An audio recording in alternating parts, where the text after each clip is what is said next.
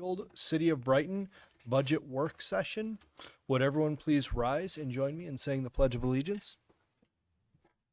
Allegiance to the flag of the United States of America and to the republic for which it stands, one nation, under God, indivisible, with liberty and justice for all.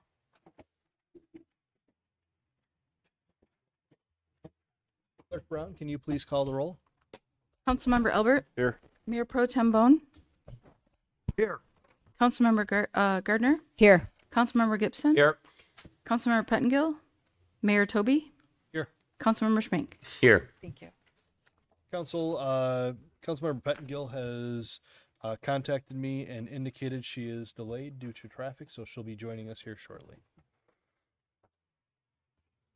Quorum is present. We will go ahead and continue on with the next item, which is to consider approval of tonight's agenda. Would anyone like to make a motion to approve tonight's agenda? I'll move the agenda as published. Second. Motion made by Councilmember Gardner, seconded by Councilmember Albert.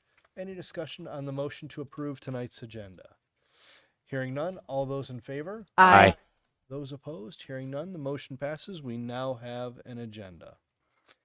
The next item on tonight's agenda is item number 5, and that is a call to the public. Is there anyone in the public that wishes to speak? Please step forward, state your name and address for the record, and you'll have up to 3 minutes to speak.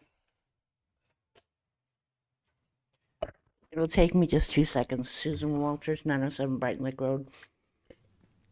At both this budget meeting and the last budget meeting, you switched agenda items 2 and 3.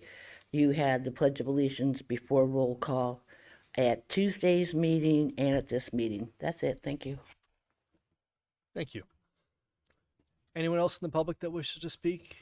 Anyone else in the public that wishes to speak? Third and final call. Anyone else in the public that wishes to speak? Hearing none, we will go ahead and move on from call to the public and move into item number 6, which is a budget discussion. Manager Gamolka. Thank you, Mayor Toby. We are here for another riveting night of budget review. Hopefully we can get through all this today. I don't see any difficulty with that. And I am going to once again hand over to Director Gaines. Well, thank you very much. Good evening, all. We will start with the general fund today. Our main focus will be in the general fund and all of the departments that it makes up, such as like finance and clerks and city manager and yourselves. We're going to go ahead and start on page 6. There's a couple of things that I want to just touch on real quick. I know we talked about the fiscal pressures when Gretchen did the presentation, but I just figured it's worthwhile talking about a couple things, such as how we're upping the depreciation to 30% for the contribution to the capital improvement reserve fund. So I think that's something worth noting. Can you describe that in layman's terms? Sure. So the depreciation is the annual decrease in value of all of our assets citywide. Because assets traditionally depreciate over time unless they're valuable assets.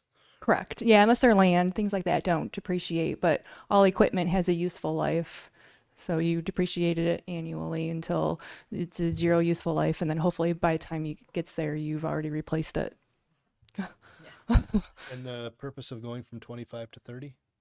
So we have a goal to hit 50%. I think it's a policy rather that the aim is to hit 50%. So every year I've been increasing it by 5%, just kind of slowly but steadily instead of a jerk knee reaction and have to, play around with the budget and possibly, cut other things. And the impact on the financial statements? Sure. So this year it's an increase of $175,000 that we're funding versus last year. And this helps us to get ahead. Correct. On Or replacement schedules. Yep, and plan for emergencies. So the purpose of it is to get us to an even better financial Absolutely status than we already are. Yep. Very good. So that would kind of tie in nicely with that 2013 bond issue that expired. Yes. So that's almost like self-funding with the exception of maybe $25,000 or $30,000. Yep. Thank you for the explanation. Okay. On the next page, it talks about the pension and OPEB liabilities. I won't talk too much about this because I think we're all fairly familiar that we are, I guess I'll note that we are doing the additional contribution again in the same amount of $600,000, and that includes the utilities portion. Director Gaines, can you tell us what page that you're on as you're going through? 7, So yep. the public can follow along. Yep, sure. Page 7.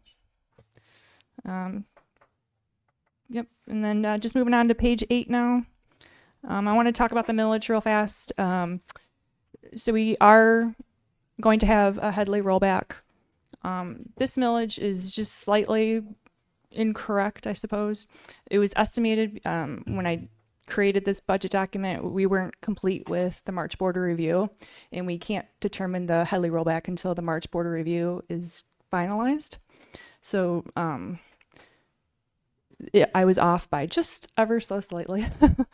But That's due to the timing of the border. the timing of the boarding review. when you Yep. had to work your way through. Yep, absolutely. So it's going to change. And this is still actually pending because we have to go through, the county equalization will be approved on Tuesday of next week, and then state is about a month after that. So that could change this as well. So this is still tentative, but I'm fairly certain it's not going to change too much. Manager Gromolka, if I can, the charter authorized millage for the city of Brighton is how many mills authorized? 20. 20. And Director Gaines, now our total millage is That's just the city operating, right? It's 20. Yeah. So the city the 20 mills has been rolled back to that number. It's approximately the ability 14.5087. to levy versus today's Yeah. rate. Correct. However, we've had a couple override authorizations, both the police capital and the streets are overrides that are getting us closer to that 20 mils. So when you add those in, you're just about 17.5 mils. So 17.54, and we are below the charter Right. amount that we are authorized to order by approximately 2.5 mils. Yes. Correct. So below the rate that the charter. Right. Thank you. So just to clarify, the city operating, with the new Headley rollback amount is going to be 14.5102. So that is an increase of 0.0015. Police capital stays the same, and then streets it will be 2.4702, and then the PA 359 is the same. So the total millage is going to be 17.5423, and that 0.0017 of a mill equals about $1,000. So it doesn't require any additional, number changes to revenue or anything like that.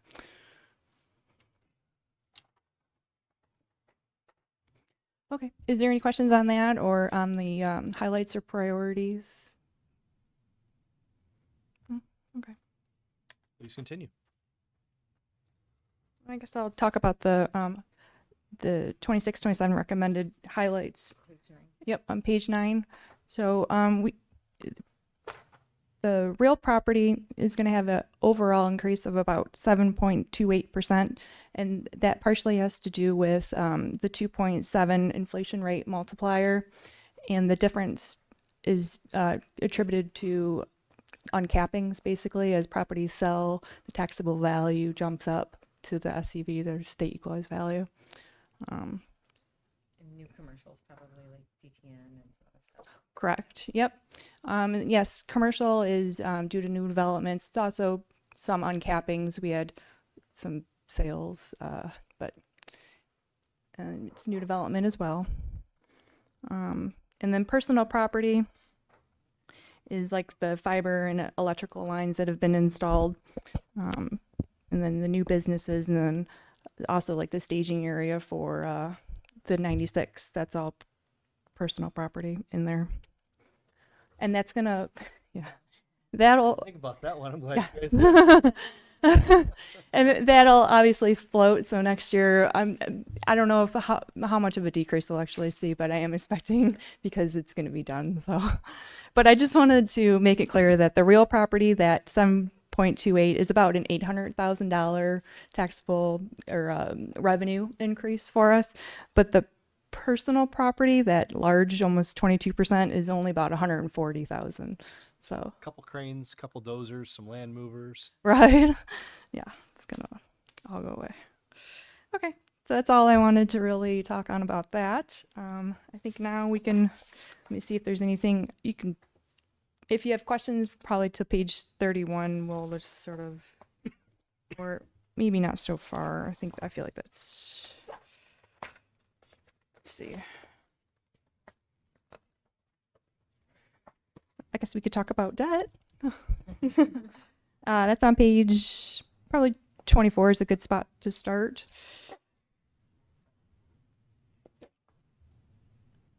So this is the current outstanding debt, and it's broken down by governmental, business type, and component unit, and that's basically who's funding it. The governmental is primarily the general fund, but there also is like the roads, which is funded by the street millage,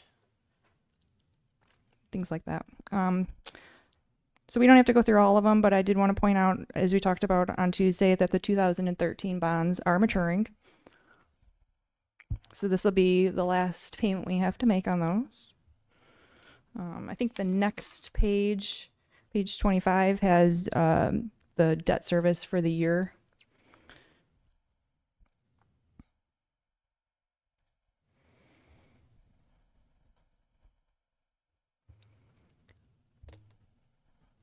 And then the next page, 26, is a schedule of the next sort of couple years, and then like a total sort of until they're all paid off.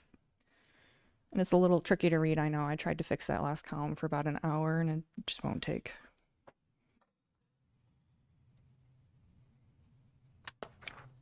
Is there any questions or anything about debt that we need to go over anymore? So the DDA has a bond that's falling off next year. Correct, yeah, 27, 28. That Third Street pump bond. We've got a couple more years left on that. Third, 20, 30, 31, yeah. It's not even, oh, because I just have it like lumped. Yeah. Yeah, that one's relatively small. That one's relatively small. The payments are Yeah, about like 17. $50,000 to $60,000 a year, but that expires in 2030, 31. Does that do any of these make sense to pay off earlier? Or are they callable? So we can look into that one. A lot of them have, as you know, if they're not callable, they have the prepayment penalties, but sometimes we have to pay fees to bond counsel and everybody to prepare that paperwork. And if the interest is less than what those fees would be, it doesn't necessarily make sense. Our partners that we use for bond issuance are really good about calling us.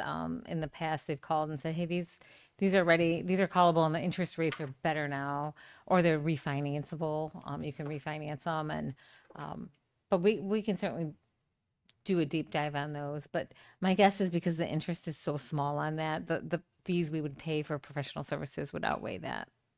I read an article today. The city of Southgate had recently completely eliminated all their debt. Now, whether or not that's fully factual, I don't know. It was an interesting article, and it is interesting to see the positioning. There are very few communities that put that forth, that kind of effort, and are able to do that. So I'm looking, we have like $19 million in debt payments, so it's not something in future debt. And I think, yeah, is that principal and interest on here? Yeah. Yes. Yep. But certainly it's something that we look at, and we've looked at some, even when we had the land contracts, of what makes sense, what can we pay off early. So. great, thank you. Moving on to page 29, I wanted to kind of highlight that I tried to make a new chart. I was kind of hoping for maybe a little bit of feedback. It's probably too small to read. It's probably going to be the feedback, but I kind of liked it. It's a little bit more colorful, and it sort of shows the difference between the cities and the county, and then the education millage, to show that, you know, on the top one, we're the blue part. So we get more on a residential tax dollar. It's about 48 cents. Sorry, I had to find my note. And then on the bottom one, we're still the blue, but we kind of switch sides, and the education gets more than us, but we get about 32 cents for every dollar in like the commercial. So would you rather see this, or do you want me to attempt the dollar next year? I know that's always kind of a fun one. It's a different way of looking at it, so. Yeah. Okay. All right. Let's see. Okay, I guess we can get on to the agenda now. Page I did notice the orange for the 31. Brighton area schools.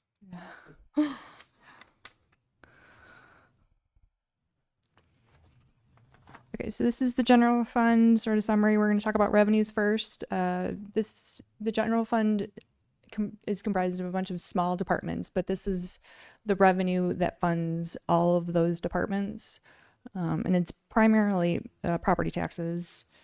If you scroll down to the numbers, which is probably on the next page, page 32. Property taxes is that first line. You'll see 26-27 is budgeted at 9.3 million.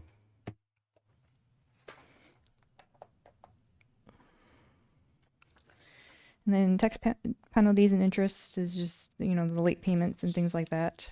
And the 1% admin fee that's on all of the tax bills.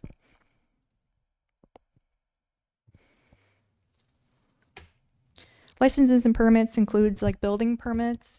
I tend to budget that relatively moderate or conservatively. So you'll see it kind of goes up and down a little bit. Like we budgeted for just under 30, but we're projecting for 320. Oh, I'm sorry. I think I was reading the wrong line. 414,750 is what we budgeted for, but then we're projecting 564,750. So that's just building permits. We can't predict, you know, when those are going to come in. So we wait.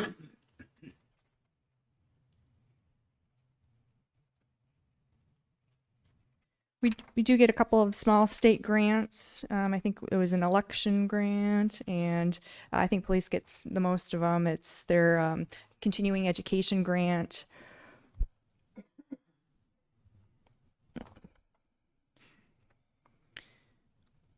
State shared revenue is the next one, and it's probably the second largest at 1.1 million. That's just our percentage of the sales tax. Service charges just below that at just over $1 million is basically trash pickup. That's basically the waste management that we pass along, the fee that we pay waste management, we pass along to the residents, and then it's here as revenue that we collect from the users.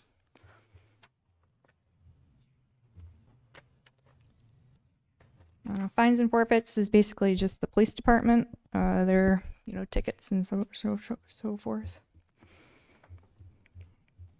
And you have investment earnings projected at $358,000 this year. I think we're actually going to come in even a little bit higher than that. But then, as usual, I'm not going to budget for that for next year, and then you guys can just spend it as you amend the budget throughout the year. I'd like to take just a moment here and compliment the finance team on their wise investment strategies and the additions to the budget that's been growing over the years. The previous finance director did a pretty good job. And, I have more money to work with, so. these are impressive results, I'll say. Yeah. So I do have a question. Sure. Okay. When I was reading through the finance department highlights for 25-26, third bullet point down was invested idle cash to earn roughly $1 million in interest. Yes, that's across all funds. So that's like DDA money and the street millage.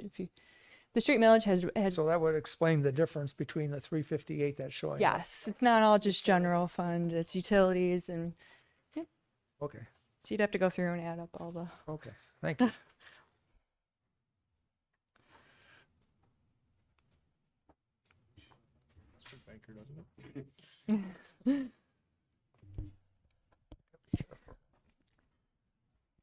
Rents and royalties is the next line, and that's basically just a contribution from the street funds that funds, some of Marcel's team that when they go out and do road projects and equipment, we're allowed to equipment that the city owns, we're allowed to charge rent to the streets for that.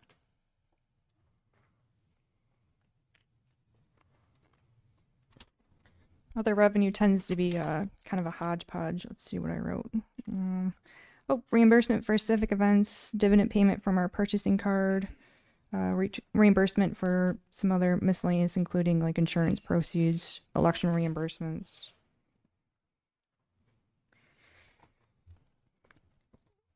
And then other financing sources is contributions in from other funds. It's primarily from the Downtown Development Authority and the utility funds. 26, 27, which we'll see in a minute, but the DDA is reducing their contribution to the general fund. Actually, we'll see that at the end of today. Is there any questions on the general fund revenue?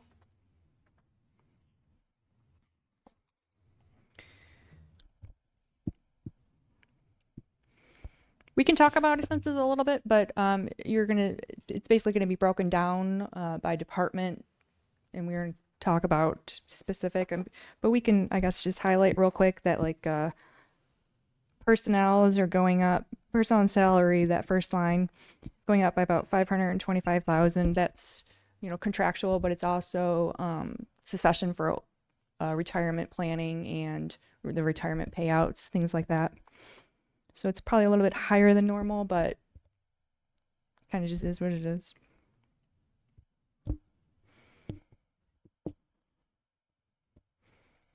The professional technology services down there, you see it kind of fluctuates a little bit. 24, 25 actual is kind of lower versus what we budget. That's for the legal and IT, and it kind of just depends on how much we need to use those services. So we budget a little bit higher probably than we need to, but the money is there if, we run into a legal issue that requires a lot of time or something.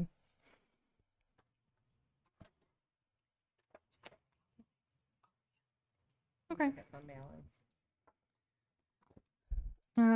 So the next page on page 35 is the fund balance. We are we're still projecting a small use of fund balance, 360,000, and then next year we're budgeting 465. Do you want to scroll for her? So you'll see our fund balance is still at next year at the end. Well, at the end of this budget year, it's 26, 27 is about 5.4 million.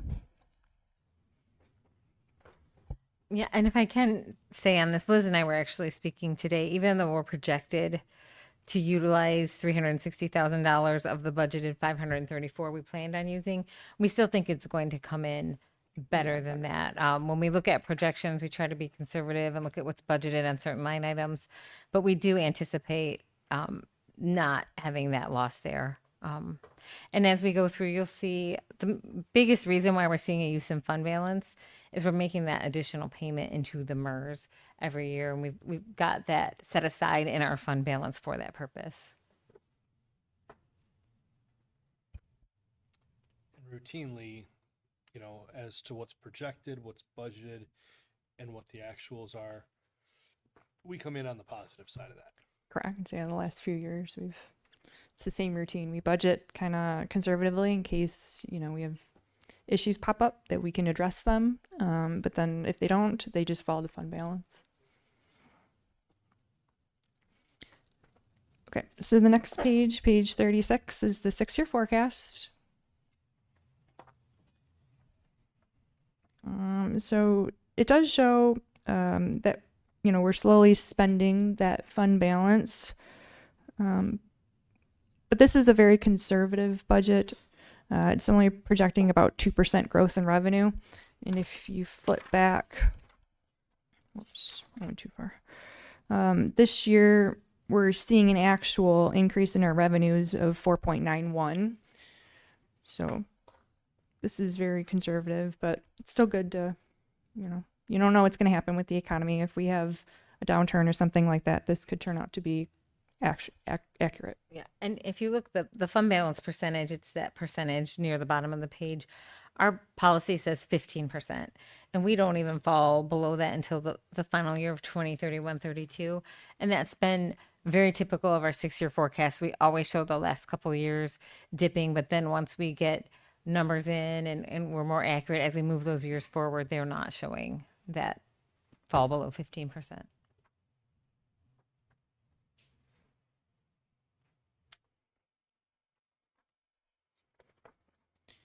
Okay, we'll move along to the first department, which is City Council. Cut. It's on page 38. Question before we get to city council on Sure. the contribution to the MERS, the 600,000. I think if I remember correctly, before I was in council, I recall that there was a council discussion as far as should leftover dollars be allocated to MERS, should it be allocated to, I forget the options, streets, should it be allocated to something else? I'm not necessarily saying we should have that discussion every year, or maybe we should. And the only reason I'm bringing it up is, it just seems like the progress that we've been making as far as funding it. I just want to make sure we're getting the full return on that investment because it's a significant amount. I just want to make sure that that investment is still worth it. Whereas, could it go towards roads? Could it go towards something else? I don't necessarily want to, pull that. I think that's still a wise move, but, seeing the assumptions and the percent funding not going up as much as we probably would like to see, it just makes you think, is that still a wise move? Yeah. If we have not been doing that, we would have been falling backwards and potentially below that 60%, in which we would have to do a corrective action plan with the state and be monitored by the state. So it does seem like the needle's not moving. And that's a lot of because of the assumptions falling short or MERS changing the assumptions. I don't think, because we're still not even at 70% funded and 60% is that threshold where you need a corrective action plan, I don't think it's wise to pull back on that if MERS changes more assumptions. We were at 72%, and then the next year it fell to 59, correct? And that was just on an assumption change. And for 1 year we were at 59%. Thankfully, the next year was when they made that ruling that if it was 60% or less, you had to do the action plan. So we didn't have to do that. But oh, actually, I'm going to stand corrected on that. There's 2 different methodologies for calculating that shortfall for the state to sort of standardize the calculation across all pension plans. But we were still very, very close to that.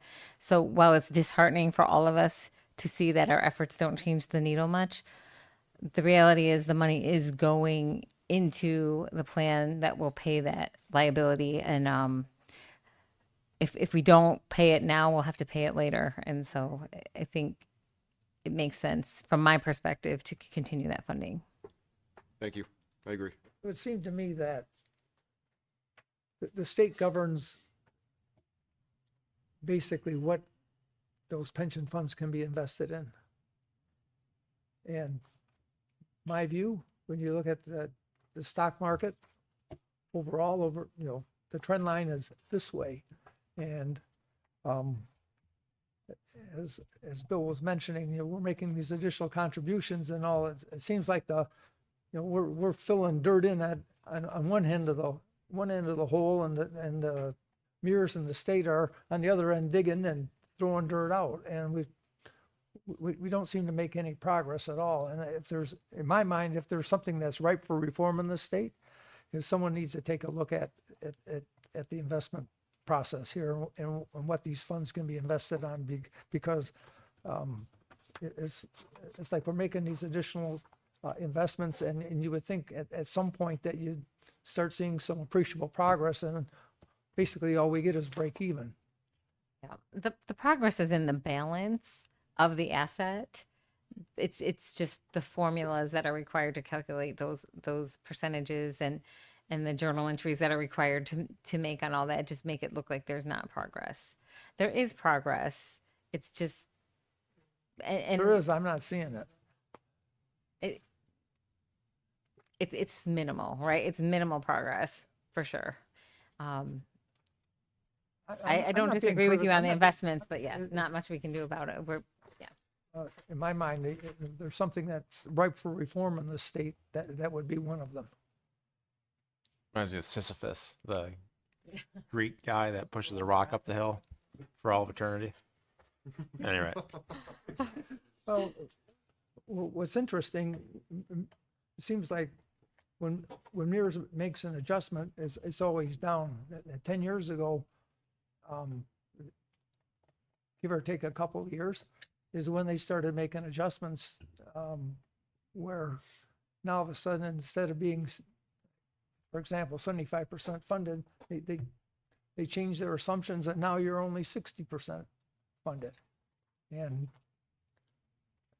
it's hard to comprehend that. But like I'm saying, this was sticking. That is solely a calculation based on their assumptions. Like the same amount of money was there when it was 72% versus 59%. So like it is difficult to see the needle not moving, but I think we just need to continue paying into it. It's definitely a challenge, and there's some critiques to be made of MERS and then the regulations around them. Absolutely. With the changes to the law that occurred back in 2014, 2013-ish regarding pensions and the need to declare everything and showcase it, put the pensions and show them as a liability on the books, change the conversations around this.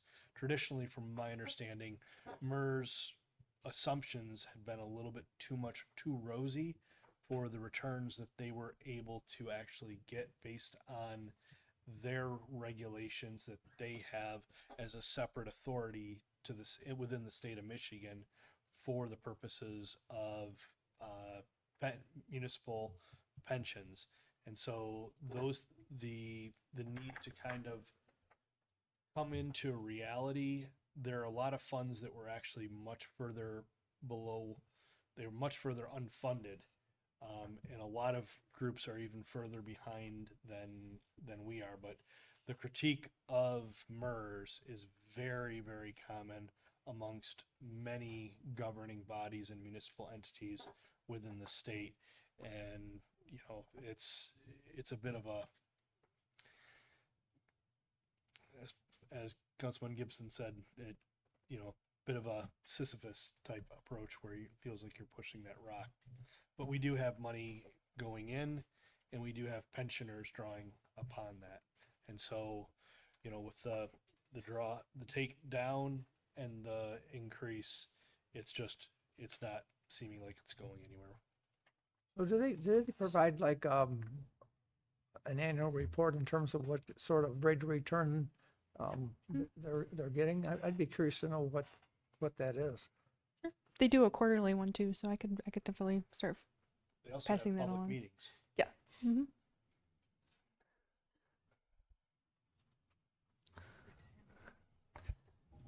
Clerk Brown said it could be a good retirement gig.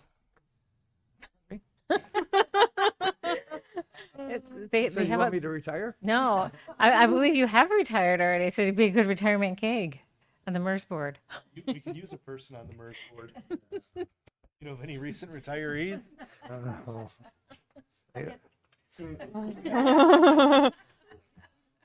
The eyes have it. Okay. So now we can move on to City Council on page 38.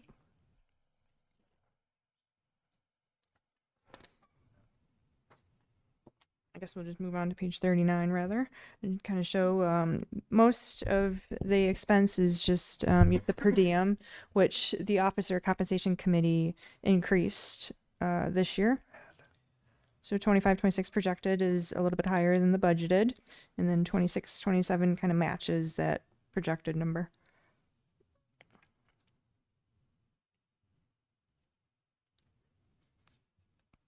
There's a little bit of extra funds in there for conferences and workshops, memberships, things like that as well, for any council that's interested.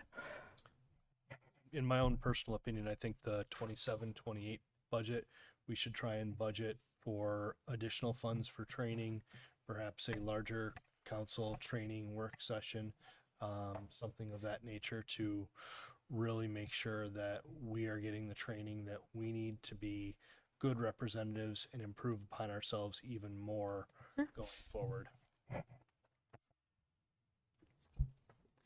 This button likes to stink. We want to represent our communities in the best way we can. We can look at some sort of a group training that maybe we bring here. I believe there's probably enough in the budget to make that happen already. If we find something and we need more budget, we'll come back with an amendment at that time. And definitely in the 27-28 year. Okay. That's the next election cycle. Any questions on the city council budget, or we can move on to the city manager? Page 40.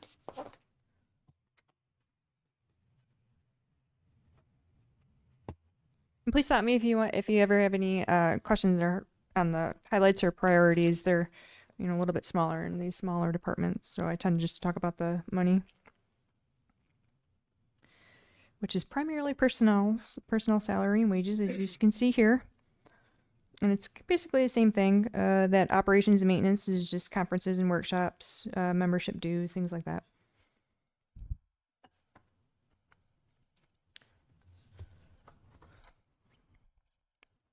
Communications is next on page 42. This is basically like the GoGov app, Facebook, our website. I guess ClearGov is in here as well. We have a couple performance indicators on the next page, page 43. We started some new ones, looks like last year in 24-25 for the My Brighton app count and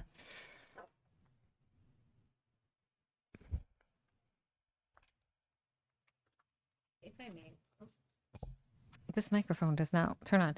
If I may, I just want to point out too, in the city manager, and you'll see it in the clerk's office also, and in human resources, when you're looking at salaries and wages, there are other employees that are allocated to those departments. And so when you're looking at clerk, it's not just going to be Clerk Brown, or manager, it's not just myself. Human resources, it's not just Director Whitney.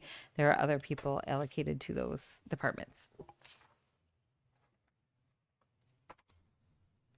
Brown, how would you classify the success of these 4 performance indicators? I think the app was a huge hit, and I advocate for that all over the place. All my clerks meetings. Nobody really likes the bothersome text messages that come to you in the middle of the night and such, or during the day.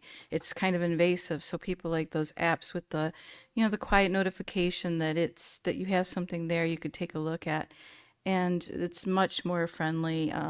It's like a snapshot of our, and I go through Google Analytics to make sure that we're always cognizant of the highlights of our website, and that reflects in the app, so that those big pages that we look at, or our residents and community members look at, are highlighted on that, so that it's staying relevant, it's always fresh, and we're making sure to utilize it properly. And as you've seen, other communities around here have utilized it as well. Was that what you were asking? Yep. Okay. All right. Any other questions on communications?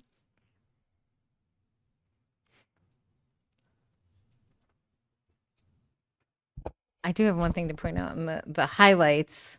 Oh, that's in city clerk. We're not at the city clerk. I apologize. Never mind. Communications.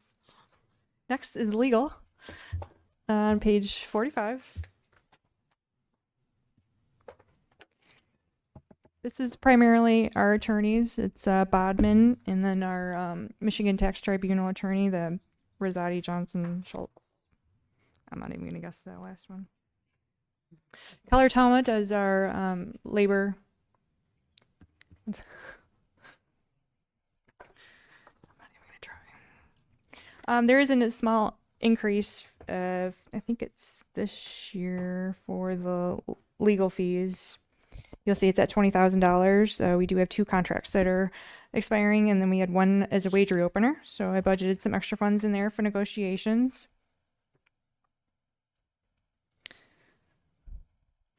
Any questions on the legal department? Now we get into city clerk, page 48. I want to point out a 25-26 highlight that she graduated with a master's in public administration from Auburn University. That's very impressive.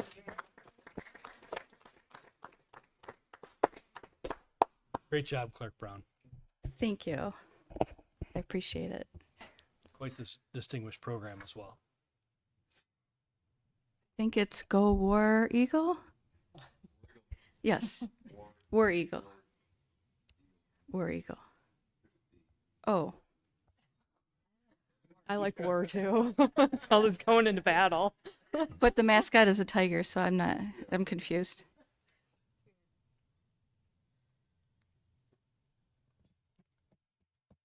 There's some performance indicators. Anything interesting worth noting, Clerk Brown? What is this little? Oh, it's Early voting. Yeah, and was it's- implemented. It was a slow start for the February presidential primary. You know, it was very slow. Obviously, we had to have early voting for all statewide and federal elections. So that was our first one, and it was very, very slow. It eventually picked up in November. And we're consistently staying with only statewide and federal elections. I know other communities are doing it for all elections. It just really isn't, we don't have the lines, we don't have the mass amount of folks that are coming out. And we utilize our absentee ballots a lot. Currently, I have 2,400 out right now. Only about 40% back. So we're doing well for the May election. Obviously, that's going to jump up in August, November. That's going to be a big one. We'll see some folks as they come in. We'll have our early voting in August and November. It starts the second Saturday before the election and ends the Sunday before election. And we're open 9 to 5, where folks can cast their ballot just as they would in a precinct. So that's a new highlight for the year.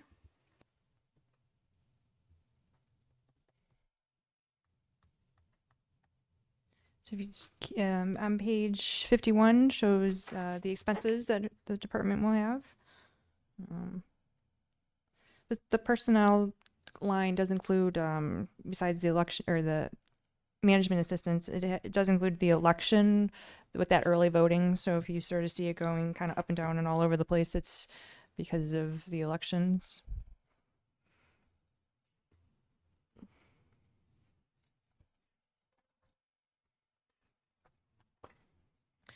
Any questions on the city clerk department before moving on to human resources on page 53?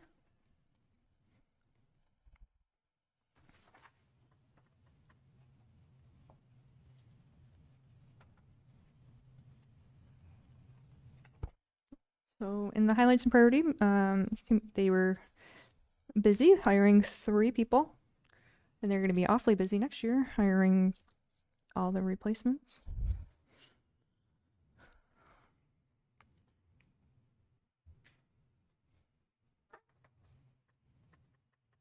On the performance indicators, we do see the employees receiving opt-out benefits going up and up. That's the number is increasing.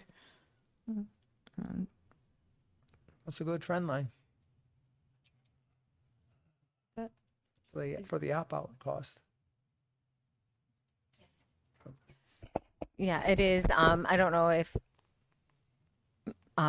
Manager Whitney has any insight into that. I'm guessing partially as our rates have increased, we may have some employees whose spouses are eligible for insurance at their place of employment, and it has kind of flipped where it's more cost effective for them to get the opt out here to pay for the benefits at their spouse's employment. And then we also have new employees who maybe are just getting it with their spouses as well. The workers' comp indicators are also very good to see those trending down.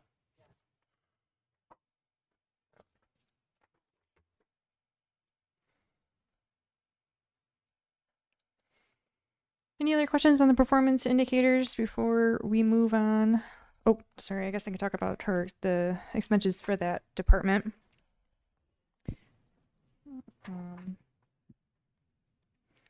only thing a little different in there is they have the professional technology services, which is the required psychological testing, basically for DPW and police.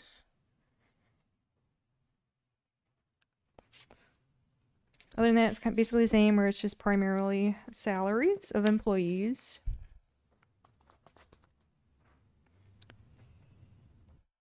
Okay, now we can move on to finance, page 57.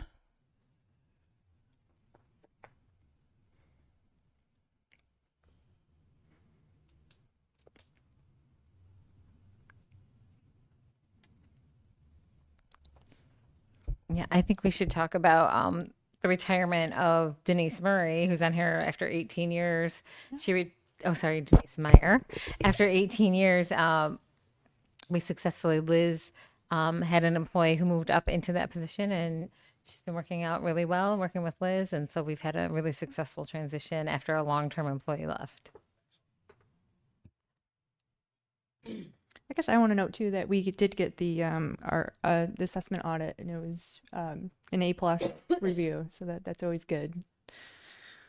Can you dive into that a little bit more?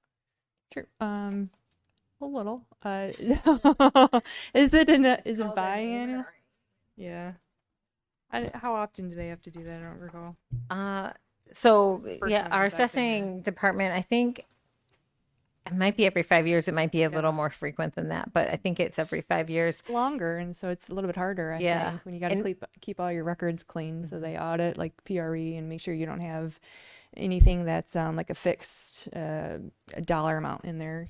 For property values, they want to make sure that it's based on something tangible. And there's a long list of audit requirements, and It's a multi-point review, and they review historical records, and so.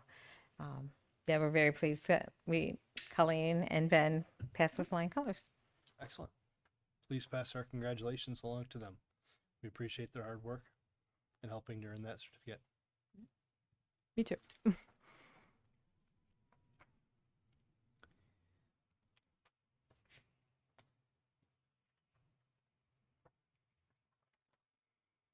I have also seen that we received the GFOA award as well. Yep. Yes. How many years have we received the Division of Achievement and Excellence? Let's see. Yeah. I don't know. They must have thrown the plaques out. So Like going back to at least 2012. yes, So 6, 12, 15 years. And more than that, like way well more than before that. that. It's in the actual audit book. Oh, here, you want to find it? Okay, yeah, I'll look it up. Oh, it is because because I remember that's that also year a to that. testament to how clean we keep our city's finances year after year after year, consecutive audit awards.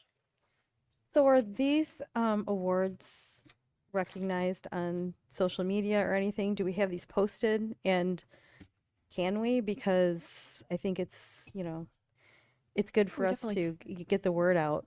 We can't wait for anyone else to do that. Okay, so we have not to this point, but we definitely can start doing Yeah, that. I think these would make really great posts and, putting them on our apps and website too. We should be getting the one for last fiscal year. It takes a while to get the award. This is a very long review process, so we should be receiving it maybe in the next month or so, and I'll definitely get it posted on social media. I guess I thought it was longer. It does say the last 16 years. The last 10 of which either myself or Liz were here. So And this is not something that all communities get. You have to have clean books, good audits, and well-kept financial records. And you also have to have a very strong balanced budget, correct? Correct. Yeah. So year after year, 16 plus years of excellence in finances. Something to be very proud of. Thank you.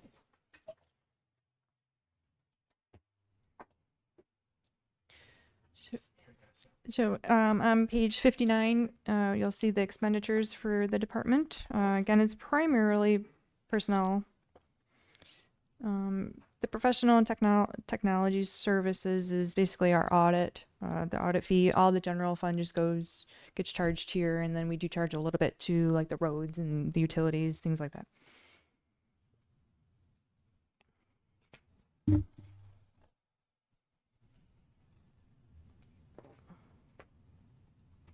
I guess I would point out that the personnel salaries probably looks a little wonky where it kind of, we budgeted last year for more overlap than in succession planning than we ended up needing since there was an internal promotion.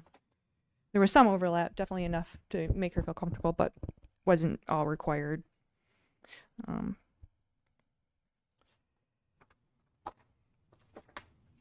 Any questions on the finance department before we move on to information technology on page 61?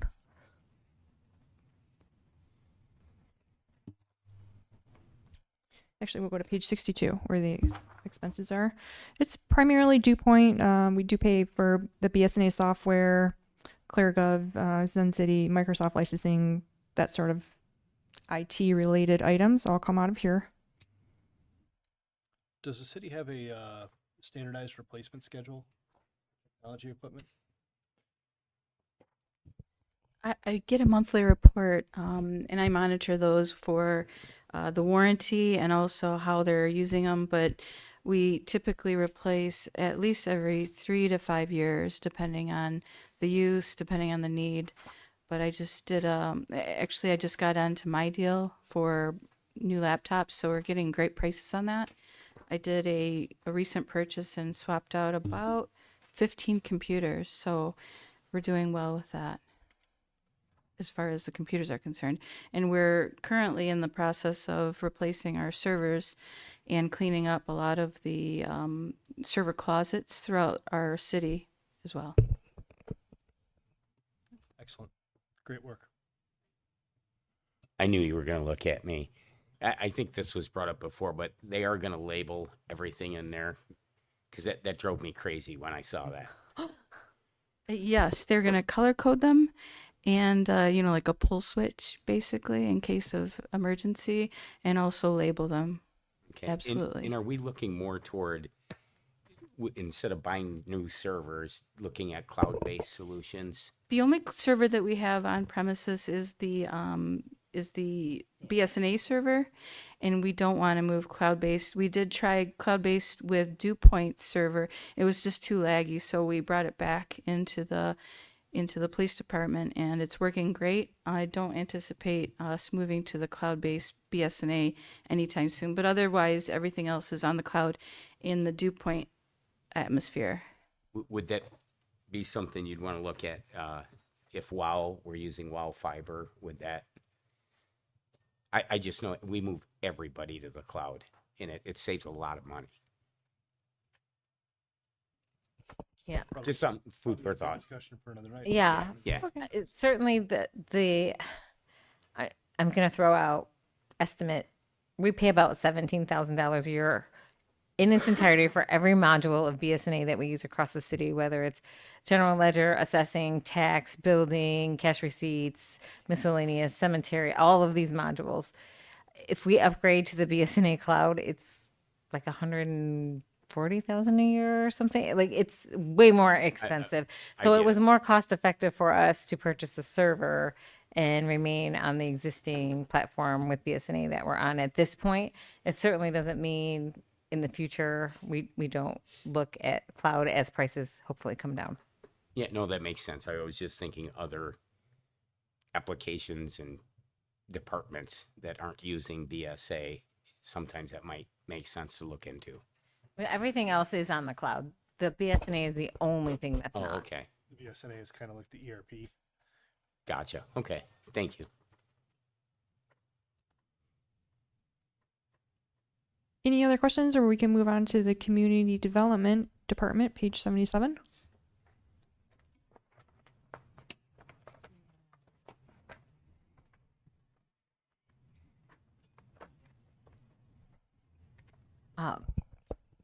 Manager Caruso sends his apologies. He was unable to attend this evening, but we will handle the department for him.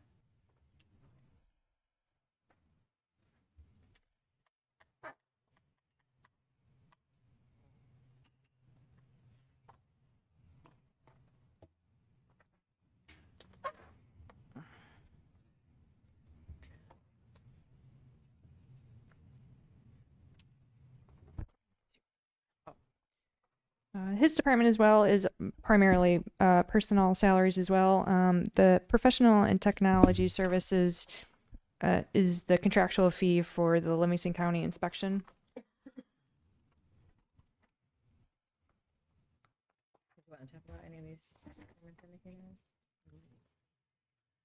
Is there any questions or comments on the performance indicators or anything on this department?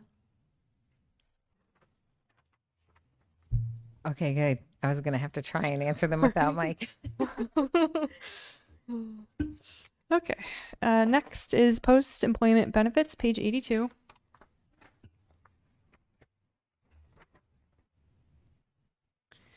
This is the retiree health care.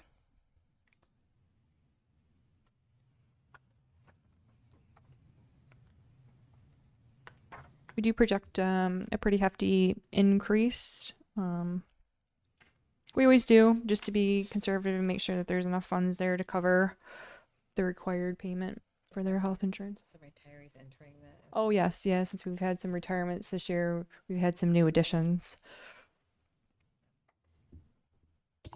We still have a handful of active employees who are eligible for this upon retirement.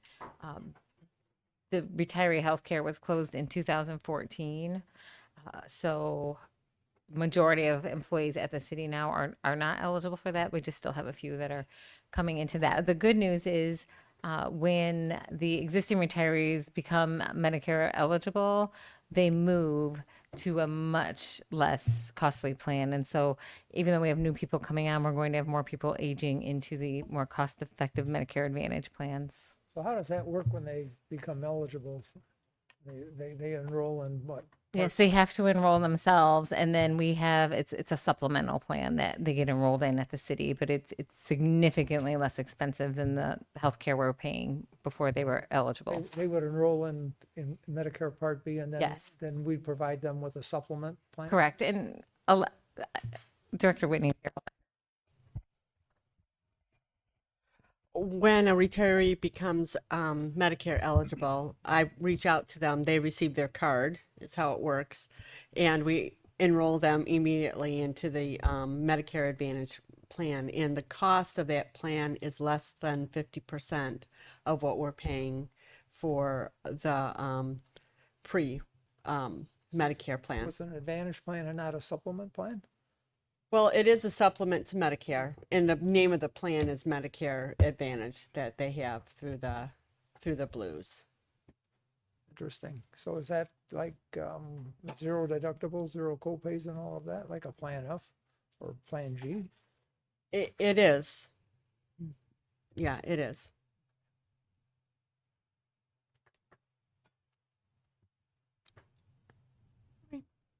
Just curious, that's all. Okay, yeah. So how it works though is that when you have the Medicare Advantage plan, well, you might know anyway. I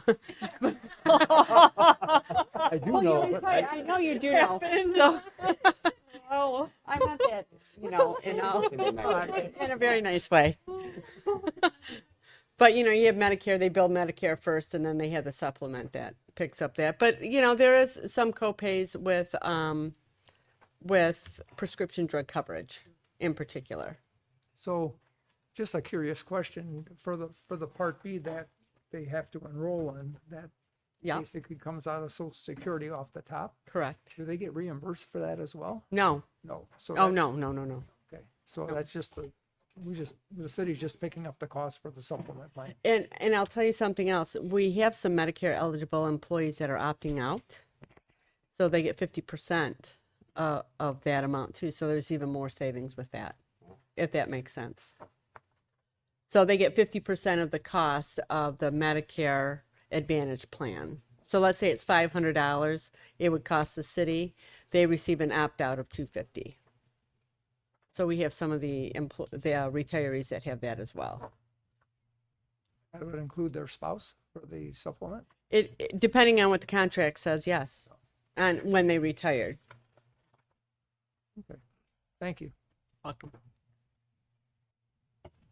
Okay. Next is transfers out. We do other agencies and then other funds. Pages 83 and 84. We'll start on 83 with other agencies. This is primarily the 425 agreement. And I meant to look to see how much revenue we collect. It's significant versus what we pay. Yeah, we collect our full millage rate, which is what we said, about 17.5 mils, and we turn over 2.5 mils of that to them throughout the remainder period of this through 2036. I am continuing the Brighton Area Senior Center funding. And then we did increase the Economic Development Corporation of Livingston County partnership investment. Gretchen, if you want to talk about that. Moving back to the seniors. Yep. How much of that have we drawn down? I know we gave an extra appropriation to that. Actually, most of it. I checked on it a little while ago. I think we have about 40 left for the year. So I'm hoping that we can get there with what we have. But it's been very high demand.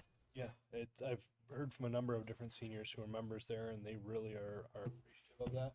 And so I just want to make sure that we're accounting for those additional resources going forward. Sure. Yeah. I definitely keep an eye on it, and like I did before, if we hit that 8,000 mark, I'll come back and ask for a budget amendment. I noticed that Genoa Township is also doing the same. Yep. So Yeah. it's great. I was talking to some of their trustees, and they said they were hearing from their residents, like, Brighton gets this, why can't we get it too? So I know Liz was about to turn over the mic to me anyway on this increase to the Economic Development Corporation of Livingston County. I'll call it EDCLC for short. That we have been members of the EDCLC for many, many years. It used to be a payment annually to Ann Arbor Spark. Now, this payment was separate from the contract that we had with Ann Arbor Spark for the contracted employee that was here during Streetscape. This is just for economic development services throughout the county. The structure has changed. Ann Arbor Spark stepped away. The Howell Chamber is now staffing the EDC. The county had paid a substantial amount into that, and they decided they no longer wanted to finance the EDCLC. So they're looking at restructuring how they are doing their work within the county. On next Tuesday's city council meeting, Janelle Smith is the president of the Howell Chamber and also for the EDCLC. She is going to come and talk to city council about a new approach that they're looking at. And I don't want to get too much in the weeds on that tonight. We'll discuss it next week. We just did put it in here in the budget as a placeholder. It doesn't get spent unless council wants to move forward and signs a contract. So just in the essence of time, we're going to get really in the weeds on that next week on Tuesday. So if you don't mind, if we can leave it there, unless someone wants some more details right now. So if we want to, we can, we can amend the budget when it goes for final hearing if we decide we don't want to go forward with anything, or Correct. we Yeah. can change it up until that time. Yep. Just something that I'm going to be curious to hear, and if you want to pass this along, is just performance measurements, right? How how we can measure what we're getting for this amount. Yes. So it's $30,000 is the amount. Right. Yes. I'll tell you quickly what that would be. We would have a full-time employee. It would be if both City of Brighton and City of Howell would have to buy into this. They would hire an employee who would just be dedicated to those two communities, and we could dictate what our key performance indicators, what we want them to focus on, and any projects that we have. And but I will pass it on to her. I believe I've seen the preliminary presentation put together, and it does talk about we want to have key indicators and measurements and ROI and everything. And it's not something that we're currently paying an employee to do, right? So- Correct. Right. It would be supplementing what we're already doing, not supplanting it. So not replacing what we're already doing.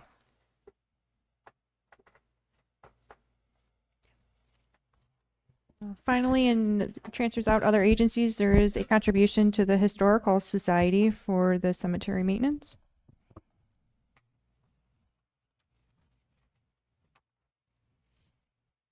Next is transfers out other funds, page 84.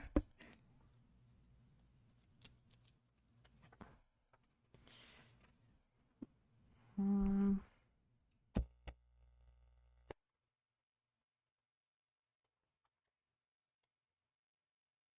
Is there anything here that you want me to sort of call out or talk about? A lot of it's just like the debt service or things that we've amended throughout the year, like the road projects. The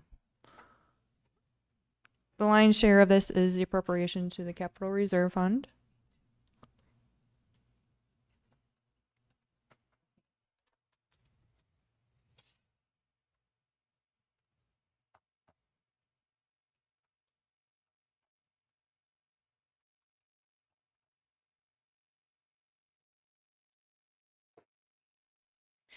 Is there any questions or on this or anything in the general fund? Because this is the last department for the general fund. Okay. Next, we'll move on to the Brownfield Redevelopment Authority, page 101.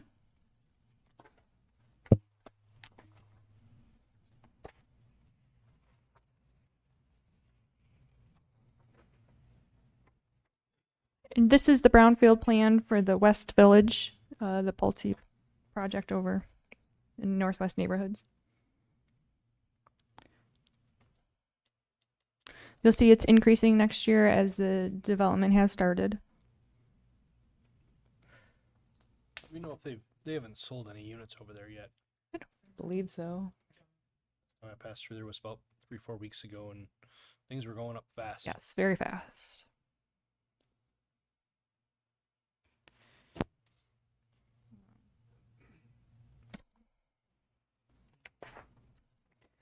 So right now they're just basically paying themselves. They pay the tax bill and then we just reimburse them for the costs of what was approved through the state and the Brownfield Authority. We do get a small fee to the general fund. It's $10,000 a year, but I am allowed to go back and collect on the years that didn't make it to 10,000. So that's why you see in 26-27 that it's almost 24,000. Going forward, it'll just be that $10,000.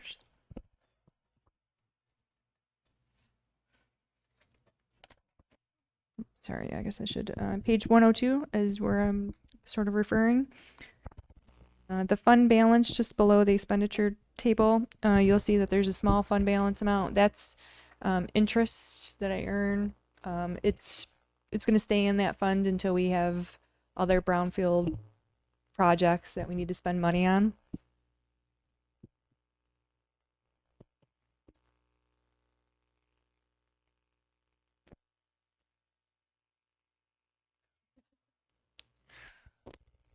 Any questions on the Brownfield Redevelopment Authority Fund before moving on to the Brighton Arts and Culture Commission, page 103?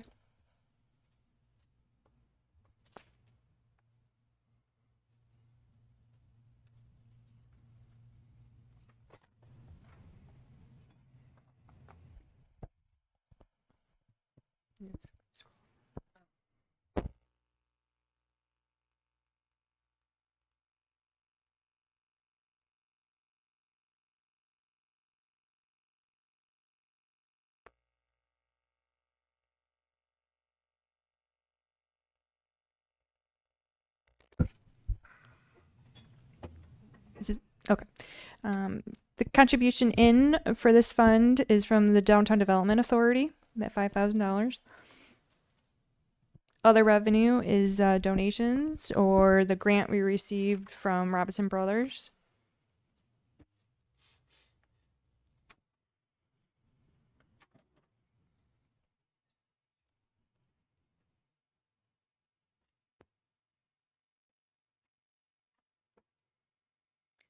This fund pays for things such as the sculptures, the stipends to those artists, and then improvements to like St. Paul Pocket Park. We did the mural and landscaping, things like that.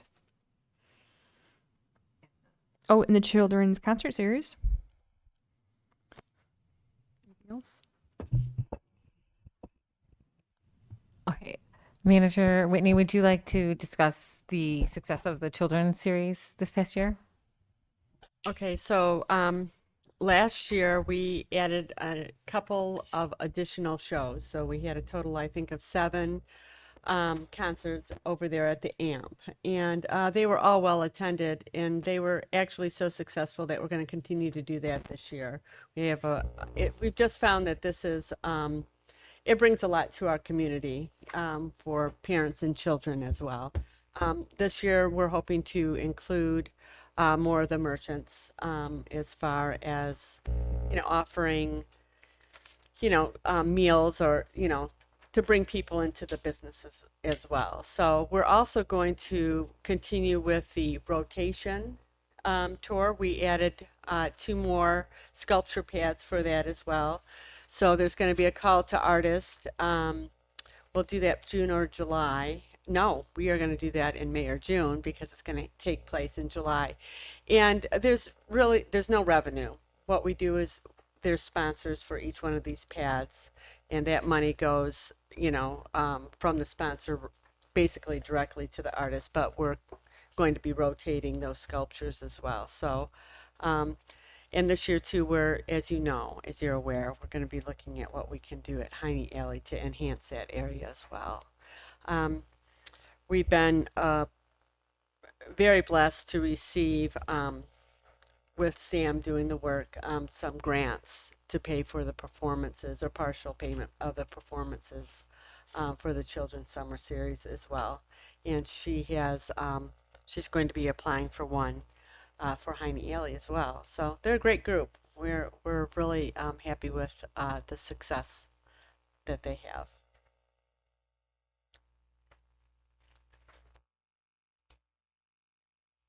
Any other questions for the Brighton Arts and Culture Commission before moving on to the Downtown Development Authority, page 133?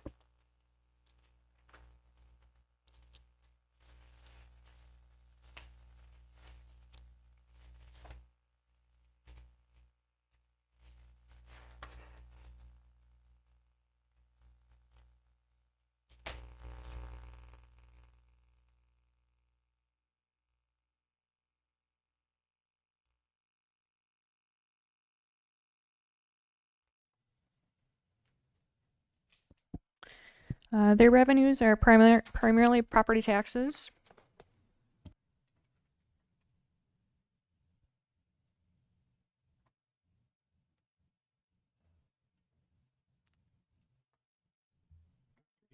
Sure.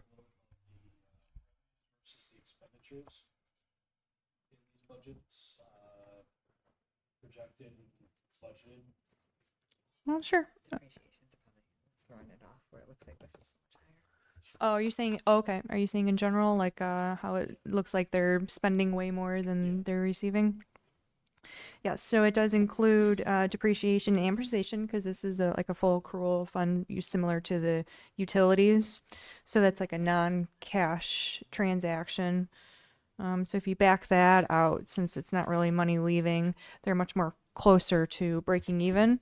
If you look at the net position fund balance on page 136, you kind of see that I'm doing that same where I try to relate it back to fund balance, that is sort of the cash transactions only.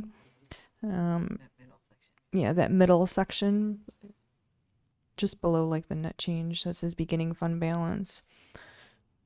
So they are still spending a little bit more than what they're taking in. But why did a big jump in debt service expense? Projected for 25-26 is 480, basically 488, and for the budget 26-27 at 762. Sure. So the way that the streetscape bonds were actually structured, it had a 1 year reprieve so they could pay for the balloon payment, but it ended up being like 1 year earlier or 1 year later. It was off by 1 year. So 24, 25, first of all, debt service is just the interest. So that's going to look really low because principal isn't technically an expense. It's a reduction of a liability. So that number is always going to be low. But looking at budgeted for the 2 years, the reprieve was in 25, 26. So then next year, in 26, 27, that bond payment for the streetscape picks back up. Yeah, we always budget for the principal payments because we want to budget for cash outlays. But when you look at the actual, like she was saying, it looks lower because we have to do a journal entry and it reduces the liability on your balance sheet. So it's But even this is like because this yeah, but yeah, no, yeah. And so that's why you'll see only 255,000 in 24, 25. That's only the interest component because the principal got reclassified to reduce the outstanding debt instead of showing as a liability. It's an accounting required journal entry. And then when we always budget, we show that principal piece in there. And as Liz said, 487,000 was it was the lowest year of our principal payments, and because we asked them to structure it that way, we knew we had a balloon payment, as Liz said, and the balloon payment was last year, but this year was when the reduced payment was on the bond. It just when it got structured, it ended up being a year off. I think because our fiscal year covers 2 years. When they looked at 26, they put it in the wrong year. yeah, the bond payments happen in a different time. It's complicated, But 761 is the normal annual debt service that you would see every year except for last year.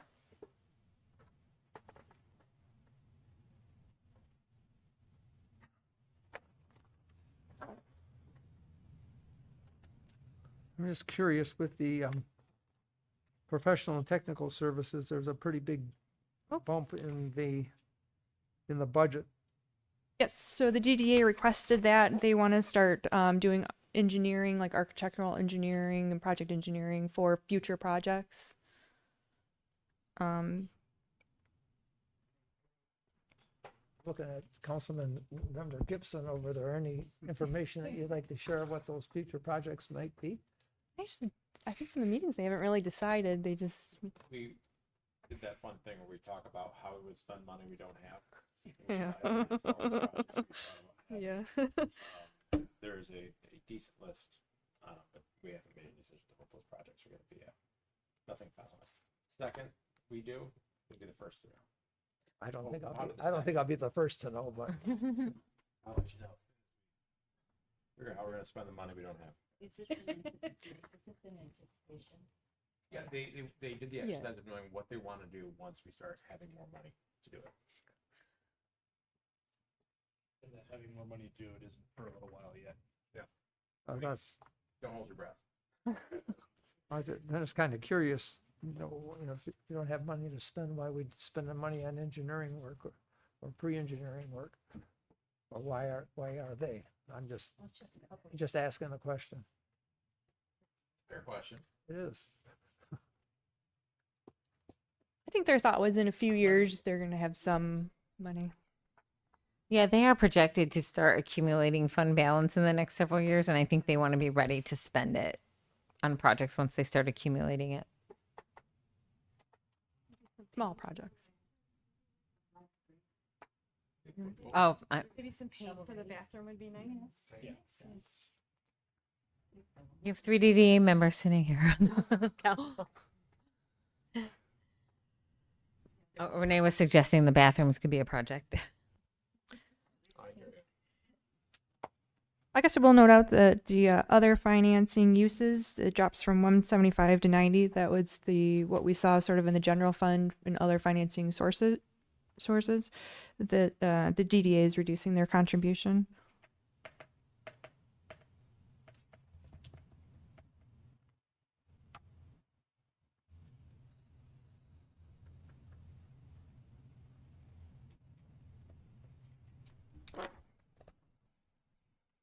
Any other questions or comments on the Downtown Development Authority? Gretchen's got one. I will just give some commentary on what the DDA has done over the last year, particularly with the holiday lights downtown, and they approved expanding those lights down the entire tridge, which looked awesome this past holiday season.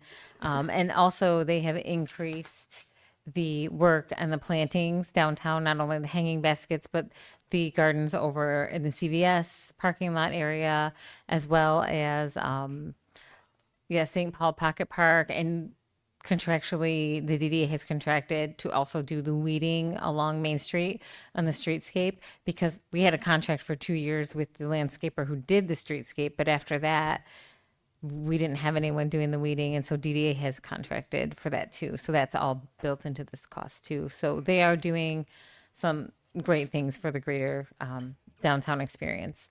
Also dividing some of the plants that are in the existing beds to move those to other places in the city. Yep, correct. So they are thinning out some of the plantings that came in with streetscape that are already growing so quickly and beautifully, but becoming almost too much so. So instead of having to buy new plants, the contractor is going to pull some of those out and split them and put them in new locations.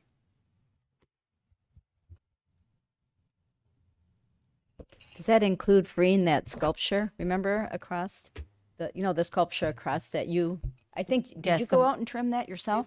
No, I did not trim it myself. I don't know if I have the safety certifications to use that equipment. No, but last year you couldn't see the sculpture. It was covered with grass. Our DPW crews did trim they that, did? and that is something we'll have the contractor look at, the plantings in that area, because it did become quite overgrown.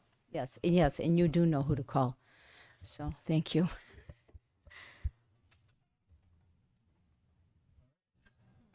Any other questions in regard to the DDA budget?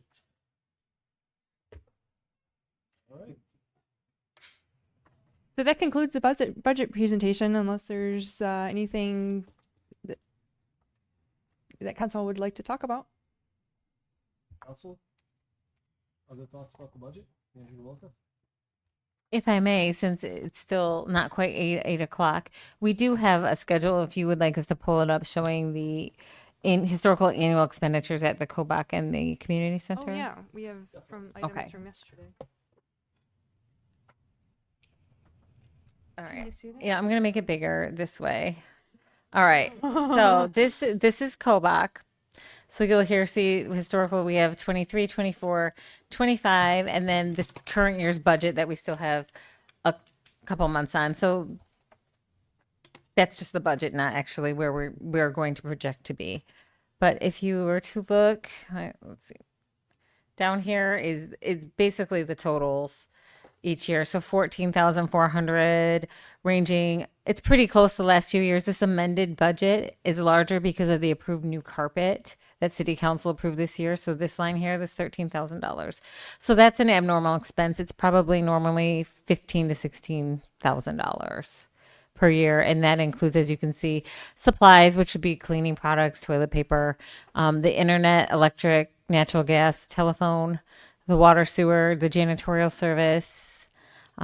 We don't have it. Did we move it elsewhere, Liz? Yes. Not out of here. So we centralized where it's being charged. Okay. And then building R&M includes things like this carpet. Any repairs that we have to do, they're usually pretty small. And then our insurance premiums are there as well at the bottom. And then we scroll up to the community center, they're all the same line items. Their total is a little higher. It's about 32 to 36,000 each year. This largest line item here, can you scroll over to? I put a little notes here.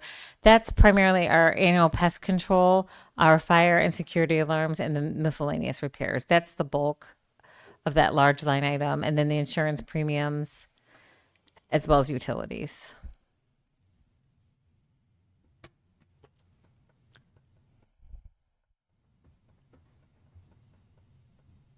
There are no janitorial services for the community center. There is, but all janitorial is being charged to DPW. And the way it was allocated before, It was based on an old allocation with the previous janitorial service that we had. I would venture to guess there's very minimal time spent at the Kobach. They're probably changing the trash, doing some vacuuming, and cleaning the bathrooms. It's not that large of a building.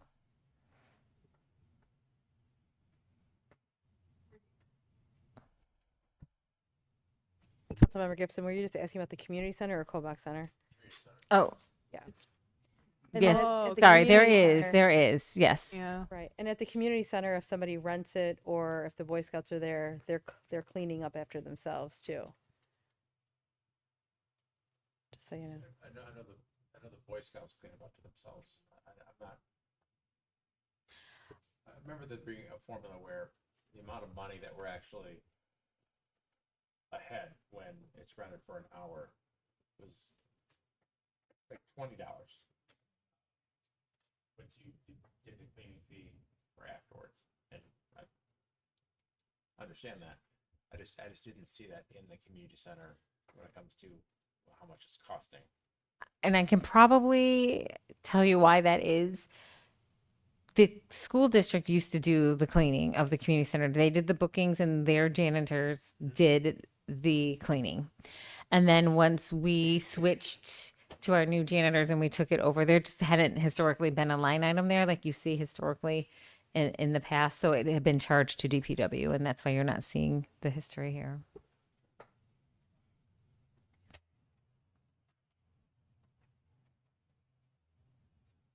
But I understand what you're saying, Councilmember Gibson, because we're still paying a fee for that janitorial cleaning every time it's used, right? Yeah, I'm just looking at that and seeing that those two buildings are costing us a little under $50,000 a year just to have those buildings going. That doesn't include any of the new roof or the other thing. You know, I think they've got a new air conditioner in there, a new furnace in there, and what it's gonna, the money we had set aside to fix the inside and then to fix the parking lot. I'm just in my head trying to think about how much money that's costing the city, and then how much that projects over 5-10 years versus what else that money can be used for. I'm glad I can see this and start processing those thoughts. I'm just curious, why do we have local telephone service for the community center? Great question.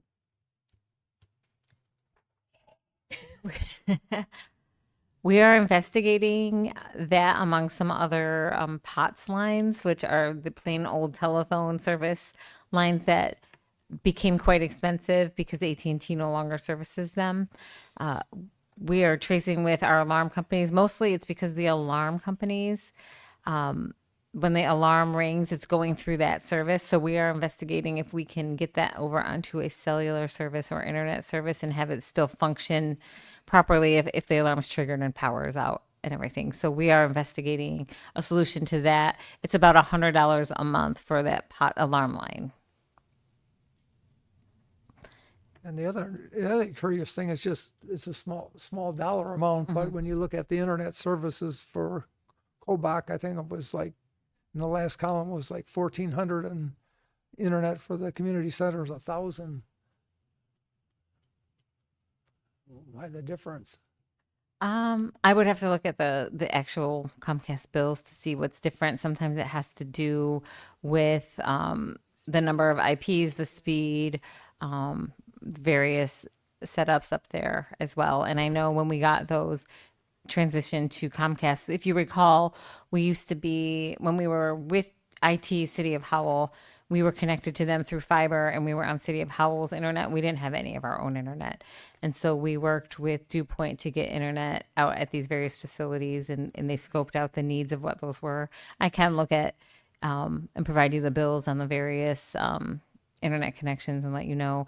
Sometimes it has to do with the accessibility and how easy it was for Comcast to get it out there as well. And then we have one location that Comcast couldn't get out to, so we have AT&T there as well.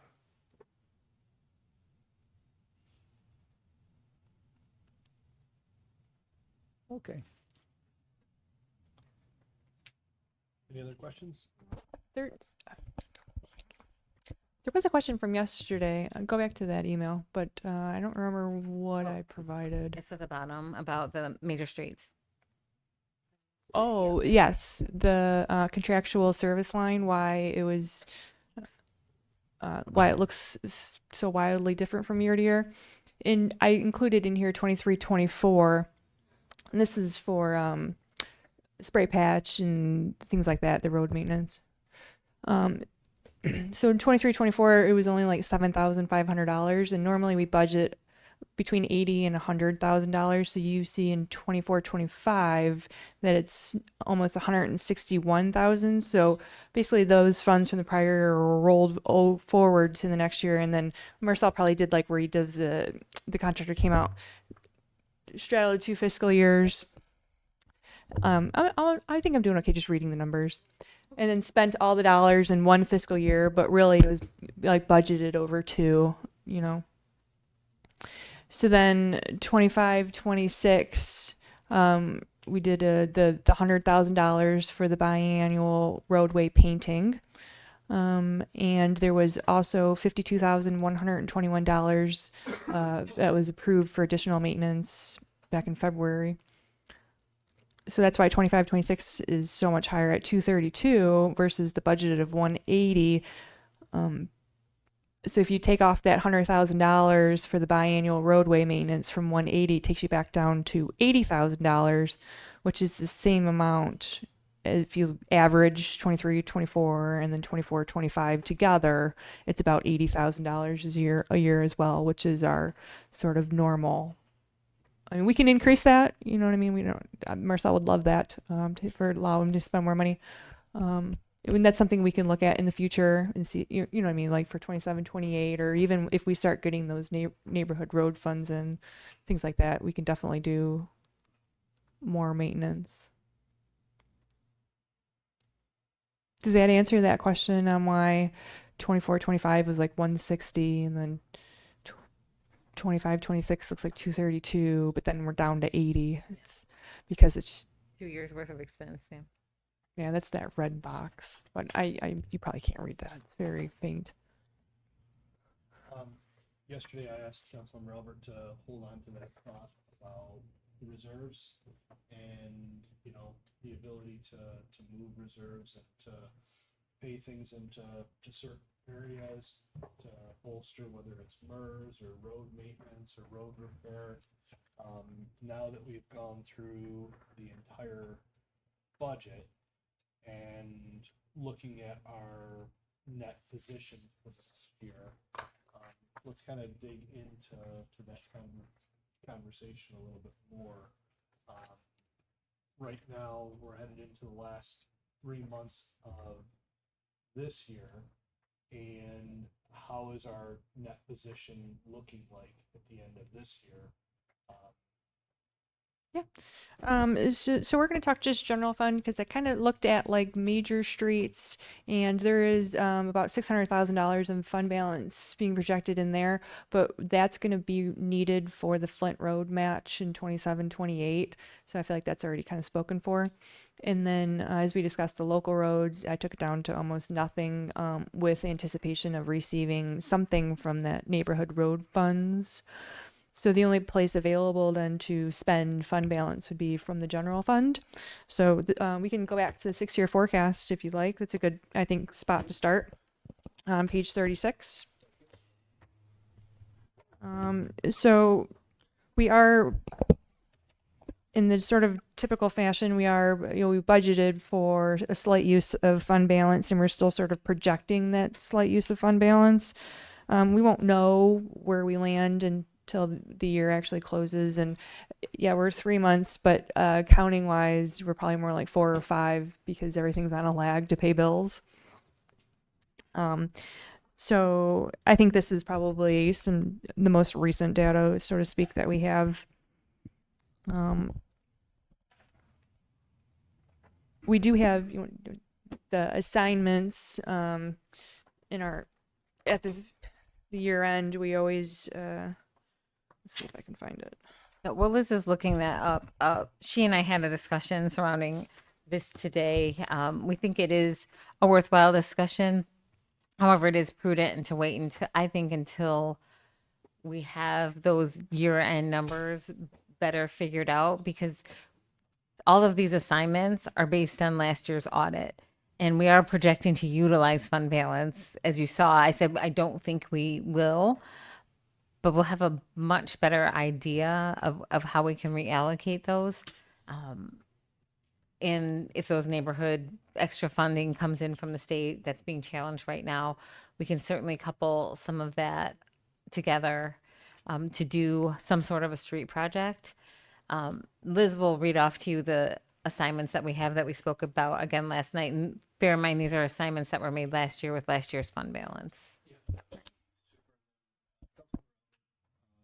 Seeing that, you know, we want to let the finance team close out the end of the year, is this something that we want to bring back as a discussionary item sometime in September? Would that give the finance team adequate time to close the year's finances? Absolutely. I mean, I don't think though that at that time would be receiving any of the neighborhood road funds. If the anticipation is of increasing the maintenance for next summer, maybe we should touch base like more like November, December to see if we are receiving any of that money. March, with the way the concrete prices are, I think Marcel's got to wait anyways until about February where those prices get released so he can start budgeting for, you know, things of that nature. And then it's wintertime in Michigan, so it's not like they're going to be doing spray patching while it's snow on the ground. If I So, recall correctly, so we can definitely bring it back. questions around, if we finish the year with a budgetary surplus, correct me if I'm off here, Councilmember Albert, but authorizing those funds to be used somewhere else. And this year it sounds like, you know, we've got to take care of that Flint Road engineering, and then we'll see where we're at. But to have a thoughtful conversation about where the best use of those surplus funds might be Absolutely. from the close of books, Okay. from current Right. past year. Summarize it, Councilmember Albert? Yeah, absolutely. And yeah, if there's surplus, absolutely. I mean, obviously it would be a, you know, full council discussion on, you know, how do we want to best allocate that, whether it is streets or something else. So yes, I think that, you know, like we've done in years past, you know, if there's dollars remaining, how do we want to allocate that? Whether it's, you know, going to MERS, streets, sidewalk gap, anything else. I mean, there's a lot of needs, as we all know. Then I think I also mentioned, you know, throwing it out there for DPS director on if there's any potential reallocation of resources. I'm not sure if there is or not, but I'm open to his thoughts, and it sounds like he might be, you know, just based on his comments from yesterday, there might be, you know, some willingness to look at that. So I'm open to that as well. I just, like I said, I want to make sure we are, you know, turning over a lot of stones to what we need to do to get our streets in a better condition. I know we all know there's a lot of needs, but you know, just want to make sure that you know, if there's opportunities for reallocation, to look at those. And you know, I just pulled up, you know, some of the capital projects requests again, and you know, look at the Fairview Cemetery grounds improvements. You know, 75,000 for that. I'm just wondering if there's opportunities. If there are, great. If not, you know, that's fine too. Obviously, I trust our staff on how they handle their budgets, but also, you know, want to make sure we're reinforcing the priority that streets are. So, I think that, you know, it's something we can definitely look at as part of that discussion is, you know, we've been really good about multiplying our capital by pre-engineering and stuff like that. That kind of allows us to get, you know, an 80% or 50% ROI on some of these investments. And so having that powder dry that's ready for pre-engineering or stuff like that as at least part of that discussion might not be a bad thing, because if we can collect $1 or 80 cents on every dollar that we have there, in addition to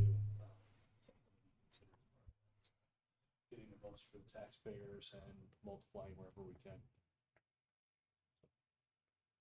Speaking of streets and potentially investing or spending more on them, for me, it's going to be interesting once Marcel, or the city rather, starts with the chip and fog seal. especially in residential areas, to see how well received or not well received that repair is. Personally, I think there's a lot of potential there where you could conceivably extend road life 10 plus years. I know going back to Williamston and then Spencer Road from Grand River to where it funnels into one lane by the soccer field. Those were chip seal repairs, and those were done almost 15 years ago. And Spencer in particular, which gets a ton of traffic, that road is held up remarkably well. So I'm actually looking forward to seeing the chip and fog seal in a residential area, see what the residents think, and provided that, I think with that fog seal going down so there's no dust, I think there's potential to actually cover a lot of ground on roads that we can extend. So I'm looking forward to seeing that this year.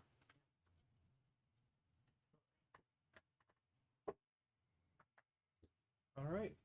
Any other questions in regard to the 2026-2027 budget at this time, council? Any additions from staff? Thanks. I'd like to say thank you to Director Gaines and the finance team for the hours of time and preparation. Thank you to all the staff from all the different departments that have contributed their time, their thoughtfulness, to helping to maintain our city's good financial standing here. And you all should be proud of yourselves for the work that you put in on a regular basis. I know firsthand how much time budgets can consume, not from the finance side, but from the department side. And it's really appreciated to put forth a very fiscally responsible budget. So thank you all. If there are no further comments, we'll go ahead and move on to item number 7. Public.